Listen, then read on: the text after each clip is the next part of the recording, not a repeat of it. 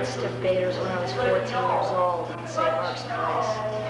I saw this skinny, ratty-looking guy wearing an Iggy Pop t-shirt, and I had one of those cheesy cassette players. This was before Getter blasters that had an Iggy Pop tape, a Stooges tape on it. So I said, "Yo, come here. What's that shit?" Pointed to my tape recorder and said, "What's that shit?" I said, "It's Iggy Pop and Stooges." He said, "All right, well." So I was still living in Rochester at the time. He was living in February. He became pen pals at the age of 14 with Stiv Bator. It was an experience. I wish I still remember.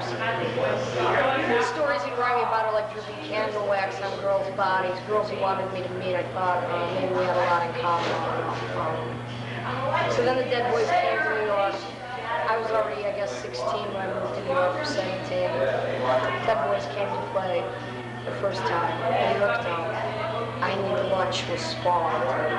So we shared a lot of the same preoccupations, mainly sex and drugs and rock and roll. So the Dead Boys and I would terrorize the streets of New York and became quite notorious for various reasons. Probably hand jobs in taxi cabs, throwing bottles off of rooftops, general destruction. They were always fun. I thought they were fun. We had a lot of fun together. It didn't last too long. None of these relationships do. I mean, I was friends with Stiv. Always, but we, obviously I went on to do other things. They wanted to do other things. I moved around, they moved away, whatever.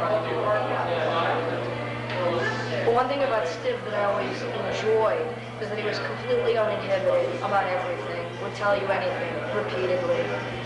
Would do it again and again, always. And loved it. I mean, he had a love for life.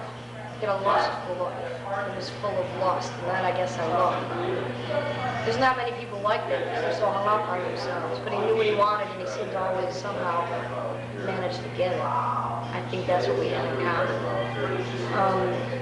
Anyways, blah, blah, blah, Dead Boys playing, tampons on stage, you know the story, it's famous by now. Peanut butter tampons wasn't it? But my problem with death, Stiv's or anyone else's, is that I never thought, and neither did any of my friends, think that they'd ever live to be 30.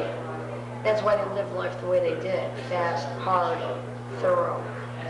So I can't say that his death or anyone's death saddens me, because I think when people are sad about someone dying, they're sad for themselves and what they lose.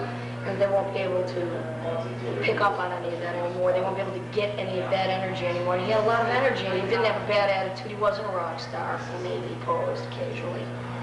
But he always was really nice to everyone. I can't say the same about myself. Maybe that's like gruesome, twosome.